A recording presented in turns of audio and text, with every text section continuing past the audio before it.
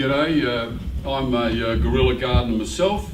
Councillor Chris Cornish comments that he gets some of his inspiration from the work that I did in Rose Avenue Park, the park at the entrance to my street, and this is my inspiration. That's Victoria. She has, along with her husband Otto, who's now dead, no longer with us, they manage their verge as a garden, I've been told, for 40 years. Victoria is my inspiration. Victoria and the late Otto.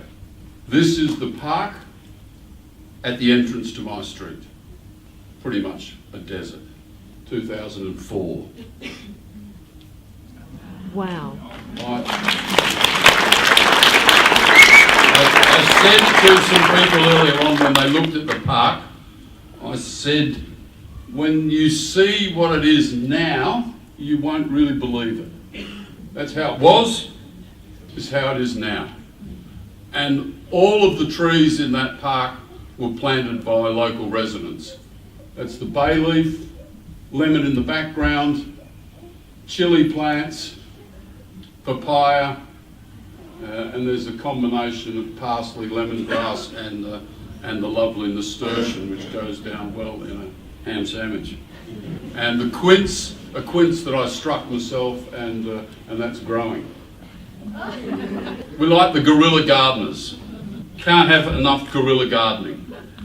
However, sometimes it's nice to get these characters, the institutional people, involved, and hopefully to get out of the way, to not create so much red tape while they're so-called facilitating your work, to approve it and get out of the way.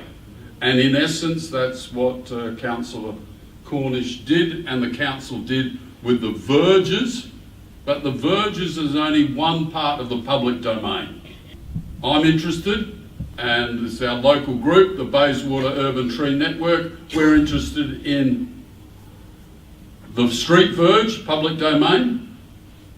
We're interested in parkland, and we're also interested in trees within private property.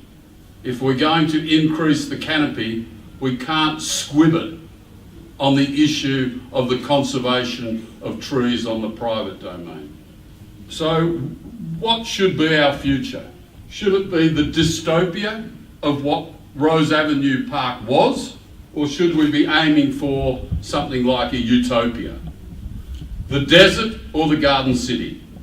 And if you have an intellectual interest in Garden City, I suggest you read Ebenezer Howard's book, Garden Cities of Tomorrow, produced in 1898. This idea of the garden city's been around for a long time. You know, we can't keep dilly-dallying. I said to some councillor here tonight, not a Bayswater one, I'm always polite to the Bayswater councillor. It's a Bassendean councillor, and I said to him that, I'm not interested in you whippersnapper, saying, oh, we're going to make tiny steps. Tiny steps are pathetic. We've got to make big steps, we want to make significant steps. So our future is in our hands. What do we want? A dystopia or a utopia? It's a pretty simple question, and I would argue, pretty simple answer. Utopia. Thanks, John. Utopia. Cheers.